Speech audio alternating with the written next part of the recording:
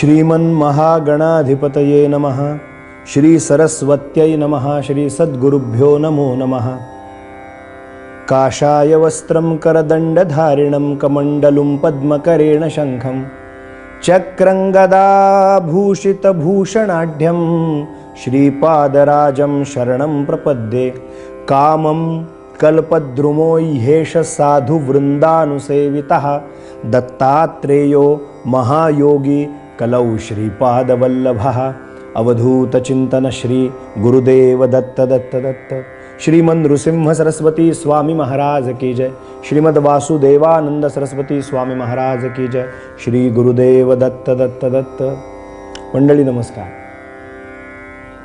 वारकरी संप्रदायाचा आणि दत्तात्रेयांच्या उपासनेचा किंवा वारकरी संप्रदायातल्या महान अधिकारी संत सत्पुरुषांना दत्तात्रेयांबद्दल काय वाटतं याचा विचार पाहताना ज्ञान देवाचे अंतरी दत्तात्रेय योगी या,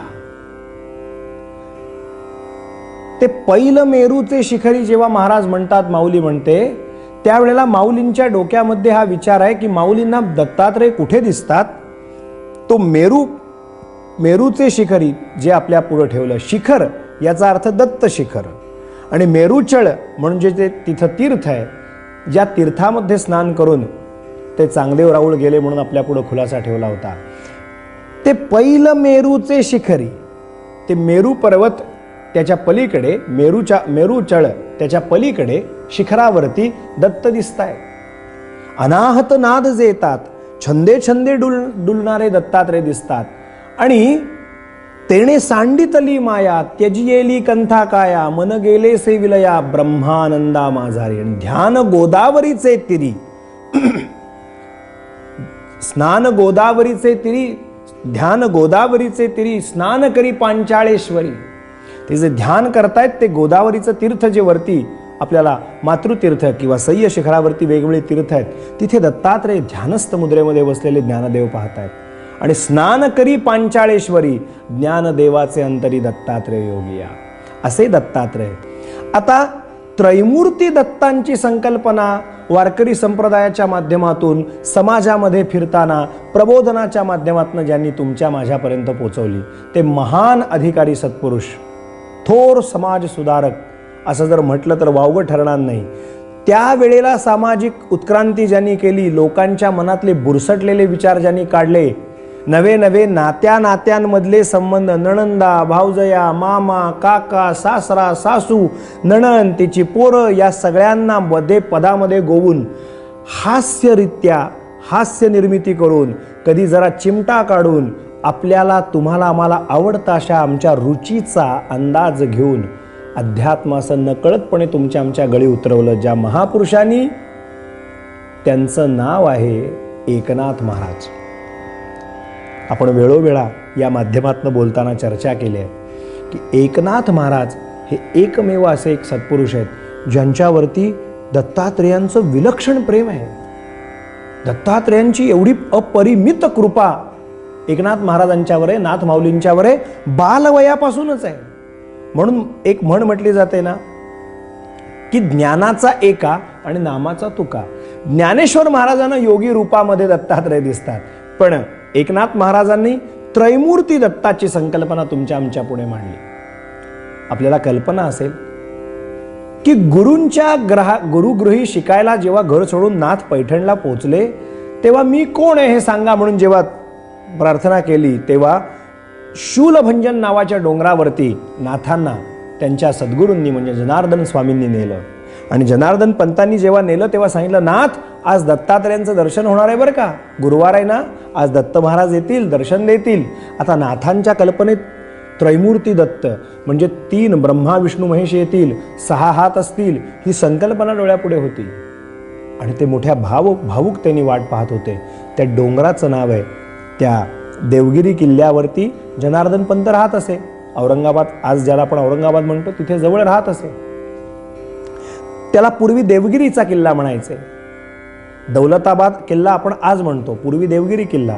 त्या देवगिरीपासून शूलभंजन जवळच आहे, आजही गेलात तरी आपल्याला दर्शन दिसेल. एकदा जाण्याचा योग आला होता तेव्हा पाहिलं. तिथली दगडं एकमेकांवर जरी घासली तरी एक सा रे ग म प ध नि सा नि द प म ग रे सा आवाज येतात बरं का. दगडं बोलतात, माणसं सरगम बोलतील यात काही विशेष नाही. दगडातून सरगम आवाज ऐकायला येतात, वेगवेगळे नाद ऐकायला येतात. त्या शूलभंजन डोंगरावरती सद्गुरू जनार्दन पंत आणि ही नाथ माऊली म्हणजे एकनाथ महाराज, लहान वय नाथांचं, पुण्यात हजर आहेत. किती प्रेम आहे दत्तात्रेयांचं. दत्तात्रेय येतील आता ध्यान कर बरं का म्हणून जनार्दन पंतांनी सांगितलं आणि मनोमन प्रार्थना करत आहेत, भगवंता आता तुम्ही त्रैमूर्ती रूपात याल, षडभुज रूपात माझ्या पुढे उभे राहाल. आणि ध्यान करू लागले आणि तेव्हा समोरून एक मूर्ती आली. गुलिस्ता में खुद बखुद खुदा ही वो आ गया, हारी कफनी अंगमो हत कटोरा भर लिया, हुस्न बडा तेज था. काय एक एक वर्णन करून ठेवले तो आमच्या दासगणू महाराजांनी चरित्र लिहिताना. दासगणू महाराज म्हणतात, हजारो सूर्याचं जणू तेज असावं चेहऱ्यावरती, असा हुस्न बडा तेज था.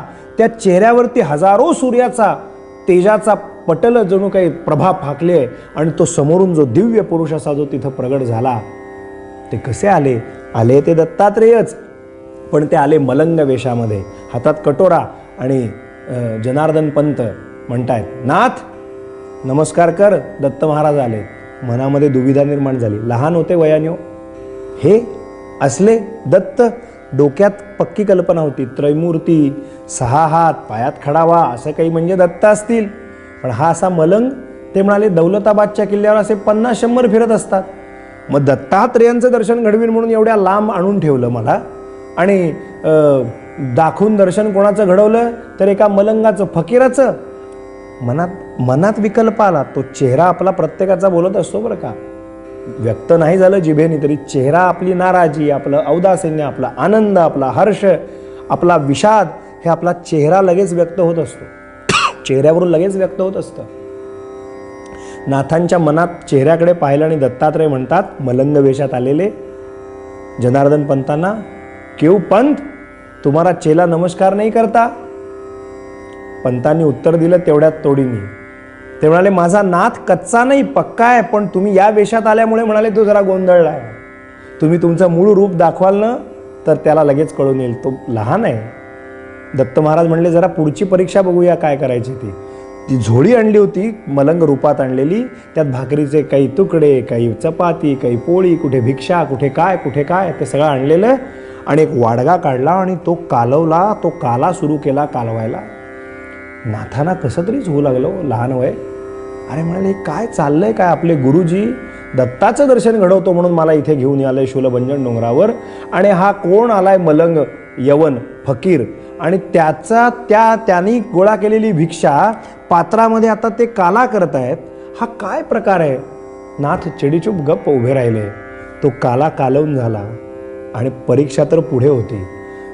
जनार्दन पंत आणि ते फकीर वेशात आलेले दत्तात्रय दोघं ते खातायत एका वाडग्यात बसून.